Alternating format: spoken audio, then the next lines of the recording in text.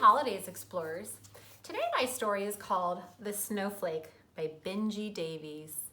Benji, the author, lives in London. So one of the words you hear often when we have books that come from overseas is the word mum instead of mom. So listen for that word. High in the sky, one winter night, a snowflake was made. She wheeled and skipped and twirled between the clouds. Whee, she squealed. Only soon she began to fall. But I don't want to fall, said the snowflake.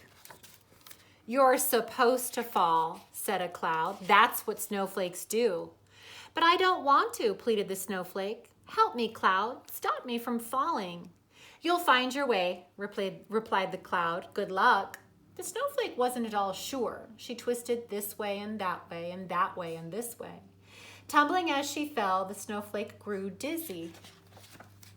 Far away in a town nestled between the hills, a little girl called Noelle and her grandpa Pappy were walking home. Noelle's breath puffed cold into the crisp air. I wonder if it will snow tonight, she thought. The snowflake fell over tree-dotted hillsides. She drifted over valleys and streams, and she hoped she would soon stop falling. When she came upon a place that looked promising. But every time she thought she was about to land, the wind whisked the snowflake onward, and there was nothing that she could do. She passed many windows that glowed through the evening light, and in one window sat a tree strung with lights, and on top a bright star shimmered. For a moment, the snowflake forgot about falling. Oh, to be the star on that glistening little tree, she thought. Noelle saw that window too. The tree was decorated in every color, and on top its stars shone brightly.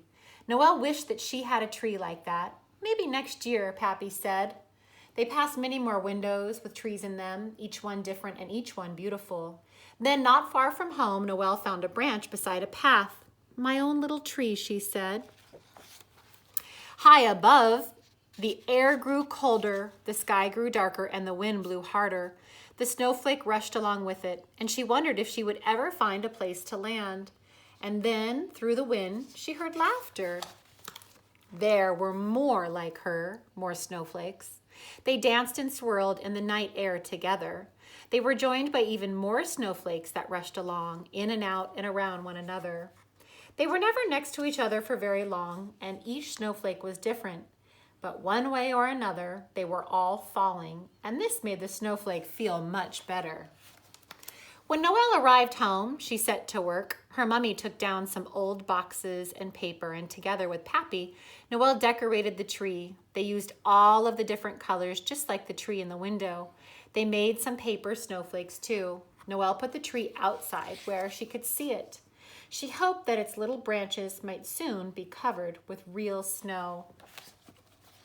But as Noelle went up to bed, she felt that there was something else missing from her tree. Something important, only she wasn't quite sure what it was.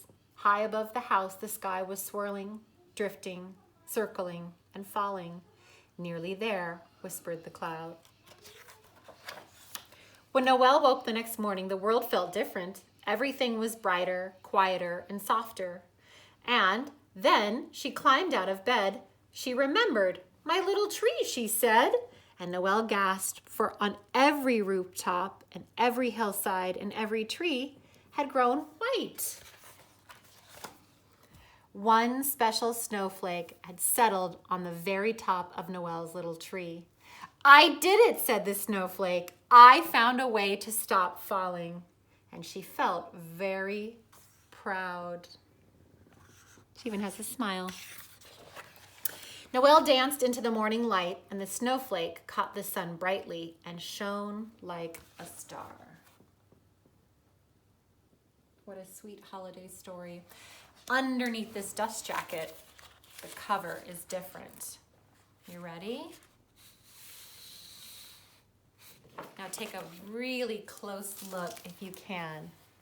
This is a snowflake, and inside of it, there's Grandpa, and there's Noelle and the dog, and there's the tree with the snowflake on top. I just love this story, boys and girls. I hope you did too. Happy holidays.